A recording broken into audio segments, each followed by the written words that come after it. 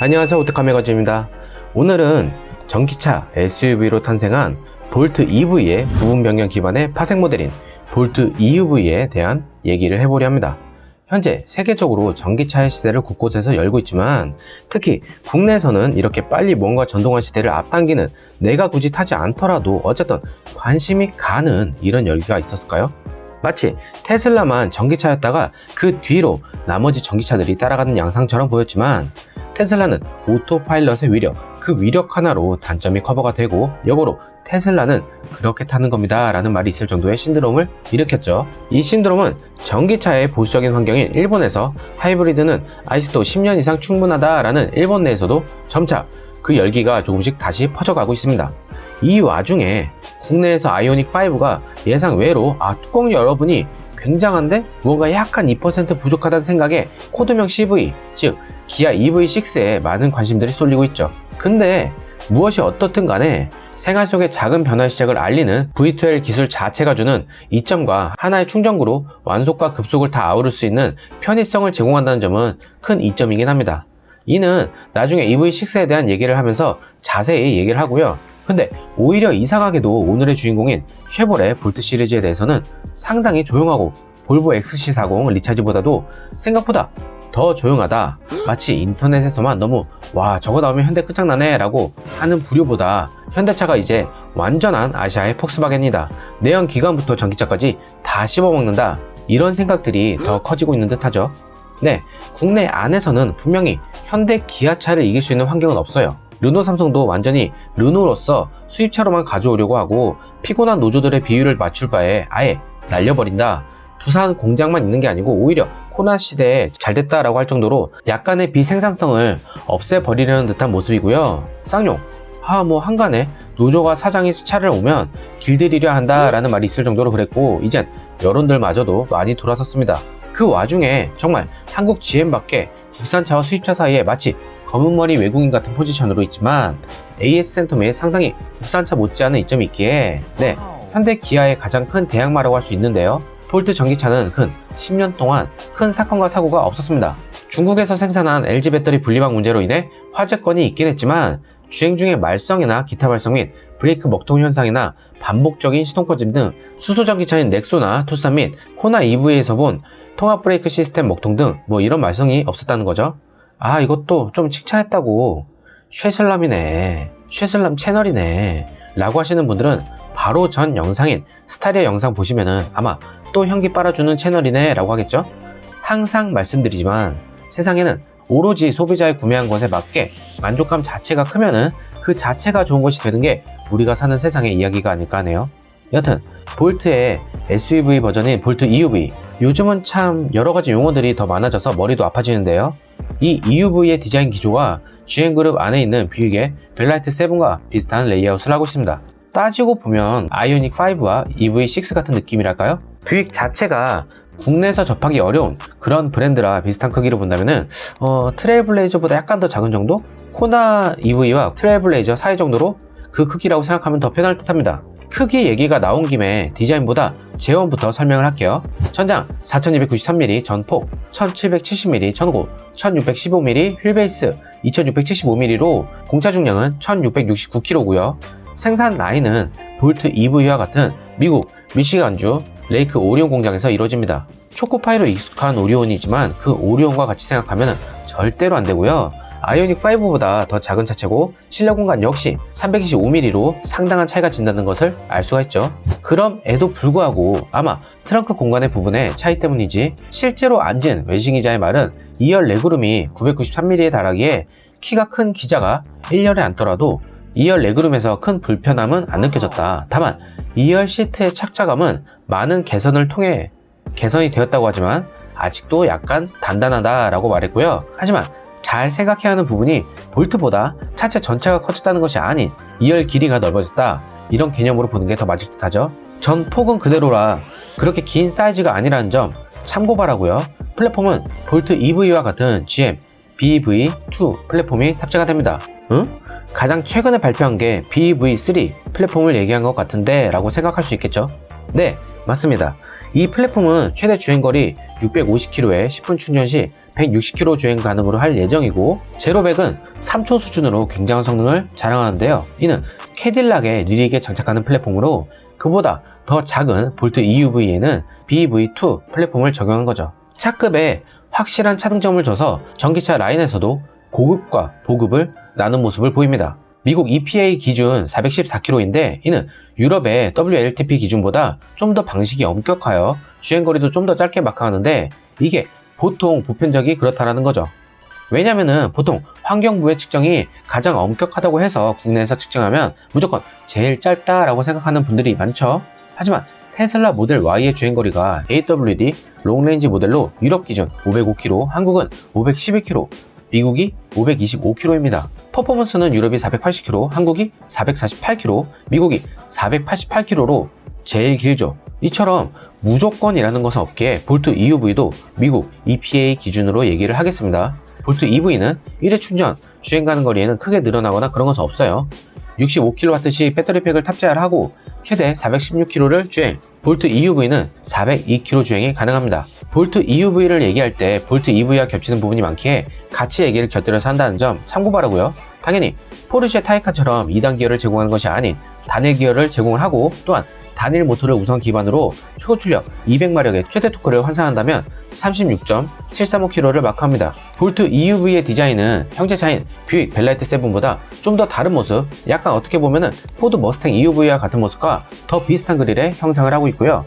고급스러움보다는 폭스바겐 ID3처럼 보급형의 전기차 포지션을 갖고 있는 것이 디자인에서도 딱 드러나죠. 뭐 그렇다고 해서 저렴하다는 뜻이 아닌 유려하면서도 고급진 그런 게 눈에 띄지 않다는 것이죠. 다만 나중에 나올 가격을 보면 살만하다, 그래도 이 정도면 괜찮다 라고 충분히 느껴질 만한 메리트가 있죠. 쉐보레 듀얼포트 그릴이 전기차로 오면서 위는 완전히 막혀있고 아래는 센서 때문에 완전히 막지 않은 모습이고요. 단순해 보일 하단 그릴에 박혀있는 부분에 디자인을 가미시켜 단조로움에서 벗어나고자 했습니다. 좀 디자인 면에서 아쉬운 점은 형제차인 중국에서 선보인 뷰익 벨라이트 7 모델 같은 전면부 모습이 좀 더 나은 모습이지 않을까. 오히려 볼트 EUV라고 해서 이 모델을 가져와도 되었을 텐데 그 부분에서는 좀 아쉬움이 남죠. 디자인은 개인적 취향이니까 제 기준에서만 그렇다는 점 이해 바라고요. 헤드라이트는 위에 얇은 부분이 주간주행 등의 모습을 하고요. 시퀀셜 타입 무빙 턴 시그널이 장착되어 있습니다. 하단엔 프로 기준 프로젝션 LED 헤드램프가 보이고요. HID 바이제노 헤드램프 같이 램프가 방향에 따라 돌아가는 타입은 아니고요. 그럴만한 공간이 없기에 전방을 비추는 역할에서 충실한 모습이죠. 미국은 후방에만 번호판을 부착해도 되지만 국내는 그러면 안 되기에 번호판은 지금 보이는 부분처럼 이 부분에 위치를 할 듯 하고요. CP로로 갈수록 루프라인이 살짝 눕혀지는 라인에서 보이고, 루프라인에 파노라마 선루프가 아닌 한 개의 선루프가 1열 끝까지 오는 유럽보다 사이즈가 큰 선루프를 제공을 하죠. 보조 브레이크 등이 있는 일체형 세미스포일러의 크기가 좀 작은 게 아닌 좁다고 해야 할까요? 차 크기보다 좁은 느낌을 선사하는 부분이 있습니다. 사선으로 떨어지는 리어라인은 단순함보다 좀 더 스포티성을 보이는 외관이고요. 테일램프의 블랙글라스로 덮은 모습은 차 폭을 좀 더 넓게 보이려는 모습이고요. 테일램프 안에 LED 등은 정말 미국차 아니 쉐보레 브랜드에서 보기 드문 센스 있는 디자인을 가미했다라고 말하고 싶습니다. 하이그로시 같은 플라스틱으로 하단부를 마감하면 좀 더 고급져 보이겠지만 딱 일반 플라스틱으로 마감된 모습이 보이고요. 후진등이 리어 하단 가운데 위치합니다. 약간 국내 환경에서는 눈에 잘 띄지 않을 수 있겠는데 이는 미국차에서 빨간등으로 전멸되는 방향지 시스템 역시 아직까지 적응이 안 되는 것과 비슷하겠죠. 실내로 들어오면은 현대기아에서 보인 클러스터 모습에 눈이 적응이 되어서 어색할 수가 있겠는데요. 8인치 전자식 계기판과 10.2인치의 메인 인포테인먼트 화면을 제공을 하고요. 이 급에서 굳이 12.3인치 풀 디지털 클러스터와 같은 크기의 콕핏 방식으로 제공되는 인포테인먼트 화면을 기대하는 것보다 이렇게 자신만의 특색이 있는 레이아웃을 띄는 점이 더 좋아 보이고요. 정보를 제공하는 것과 시인성에 전혀 부족함이 없는 모습이죠. 클러스터보다 가장 큰 특색 있는 부분은 바로 스티어링 휠 위쪽에 있는 눈에 잘 띄게끔 경고등이 있다는 겁니다. 홈커버 뒤쪽에 작은 카메라가 있어 이 부분에서 전방 주시를 하는지 안 하는지 지켜보게 되고요. 그리고 이 표시등을 스티어링 휠에 정보를 줘서 알려주게 되는 거죠. 또한 제네시스의 클러스터에 있는 적외선 조명이 스티어링 휠 표시창 양 끝에 있어 함께 작동을 하게 됩니다. 정말 큰 아이디어라고 생각을 해요. 운전하면서도 이 부분은 시야 안에서도 보이는 거고 HUD를 지원하지 않아도 나름 직관성 있게 운전자에게 경고할 수 있기에 참 괜찮아 보이죠. 이 기능은 슈퍼크루즈를 위한 기능이기도 한데요. 이는 뒷부분에서 편의 옵션 부분에 설명을 할 때 좀 더 자세히 다뤄보도록 하죠.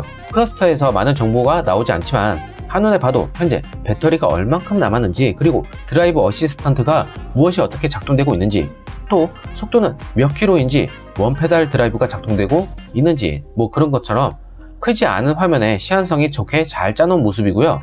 10.2인치 인포테인먼트 화면은 무선 안드로이드 오토와 애플 카플레이를 지원을 합니다. 천장 쪽 사선으로 기울어져서 터치로 조작하기 편한 모습이고, 음성 인식은 아마존 알렉사 시스템을 작동시켜 미국 현지에서는 스포티파이, 날씨 채널, 뉴스 등 이런 목록을 검색 및 인포테인먼트 시스템에 앱을 설치할 수 있도록 하죠. 이는 4G LTE 통신 방식을 제공하는데 국내에서는 알렉사가 한글 제어를 한다고 써져 있지만 이런 상세한 기능까지 지원하지 않기에 아마 카카오나 타 업체들과 협력해서 서비스를 내놓고 약간 가격이 올라갈 가능성이 있죠. 왜냐면은 이런 것들이 단순히 해외라고 해서 지원이 안 되기엔 국내 통신 환경이나 음성정보 서비스 제공업체들이 상당수가 있기에 지원이 안 된다 라고만 하기에는 판매량과 시대에 뒤처지는 부분이 있죠. 현대 기아를 싫어하는 분들에게 아예 선택지로 생각 안 하는 분들이 다음 선택지로 생각하는 게 쉐보레가 가장 큽니다. 그렇기 때문에 이런 부분은 좀 개선을 해서 나오지 않을까 싶고요. 터치 반응 속도는 타사보다 좀 더 좋은 반응을 보이죠. 인포테인먼트 화면 아래로 공조 조절 버튼이 보이는데 정말 미국차답지 않은 모습을 보이죠. 바로 열선은 당연하고 통풍 시트를 3단 세기로 제공한다는 점, 그리고 꾹 누르는 방식이 아닌 버튼을 위아래로 푸시하여 조절하는 방식은 좀 더 좋아 보입니다. 단순 명료한 실내 시스템에서 상당히 많은 발전을 한 모습이 보이죠. 이러기에 갈수록 국내 소비자들의 관심 또한 미국차에 쏠리는 게 아닐까 싶고요. 그리고 엔진이 있어 그 열로 자동으로 온도를 맞추면 히터가 되는 방식과는 달리 전기차는 따로 히터를 틀어야 하기에 에어컨 옆에 히터 버튼이 있는 것이 보이죠. 기존 볼트 EV에서는 히트펌프가 들어가 있지 않아 르노 조어에도 있는 히트펌프가 없냐, 이런 식으로 돼서 나름 판매량에서 발목을 잡은 부분이 있었는데요. 현재 녹음하는 시간에 공식적으로 이 부분에 대한 언급은 없지만 모델 Y와 코나 일렉트릭 같은 경쟁 모델에 다 히트펌프가 장착되어서 장착되지 않을까 싶네요. 혹여나 변동사항이 있으면 바로 댓글로 알려드리겠습니다. 공조와 1열 열선, 통풍 시트 조작 버튼 아래로 무선 충전 패드가 수납한 형식으로 있는 모습이 보이고요. 그 아래로 체커기가 있는데 이는 내연기관의 스포츠 모드 같은 퍼포먼스 모드라고 보면 될 듯 하죠. 바로 옆에 더 큰 버튼으로 트랙션 컨트롤을 끌 수 있는 버튼이 보이죠. 볼트 EV와 다르게 센터 콘솔이 있는 모습이고요. 이는 어떤 얘기는 장점, 어떤 얘기는 더 좁아 보이는 공간감을 느끼게 한다라는 호불호가 갈릴 듯 한데요. 우선 이 부분이 왜 생겼느냐, 바로 버튼식 기어가 적용되었기 때문이죠. 현대와는 다르게 오작동의 위험을 최대한 줄이려 후지는 전자식 파킹 브레이크처럼 당겨서 하는 방식인 것을 알 수가 있고요. 중립 기어는 누르는 방식, 일반 드라이브 모드는 좁은 크롬으로 눌러서 하게끔 그 다른 촉감을 느끼게 하는 센스 있는 UX 환경을 제공하는 모습이죠. 그 아래로는 원페달 드라이빙이 있는데요. 이는 말 그대로 페달 하나로 모든 것이 이루어지는 오직 전기차만이 누릴 수 있는 특권이라고 할까요? 하이브리드나 전기차에 쓰이는 패들 시프트는 회생 제동 설정에 대한 것이라 얘기를 했었는데요. 전기차에서 손을 사용하는 리젠온 디맨드는 배터리 회생에 초점을 맞춘 부분이지만 사용할 때마다 손에 힘을 줘야 하는 불편함이 있었기에 극단적 회생 제동에 초점을 맞추는 부분이기에 보조수단 정도로만 쓰임새를 가졌죠. 물론 이 원페달 드라이빙은 디드라이브 모드에서도 사용이 가능하지만 따로 버튼이 있는 모드에서 상당히 적극적이고 강력하게 활성이 됩니다. 내연기관에 익숙한 분들은 처음에 매우 불편한 이질감이 들어 적응하는 데 시간이 필요하지만 적응하고 나면 전기차의 주행질감을 그대로 살리면서 가감속 시 부드러운 자연스러움을 연출할 수가 있는 거죠. 하이브리드 패들 시프트의 회생 제동량을 제일 크게 설정하면은 페달에서 발을 뗄 시에 감속이 자연스럽게 크게 이루어지면서 회생 제동하는 그것과 가장 비슷하다고 보면 됩니다. 가감속이 잦은 시내에서 저속 구간에서는 브레이크를 밟지 않아도 충분히 신호에 맞춰 정차가 가능할 정도고, 정차 시에 오토홀드 기능도 같이 있어 이 드라이빙 모드에 익숙해지면 시내 주행 시 브레이크를 거의 밟지 않을 정도로 가속 페달에서 발을 완전히 떼면 일반 브레이킹보다 강한 제동력이 들면서 멈추고요. 그냥 다시 가속 페달을 밟으면 되기 때문이죠.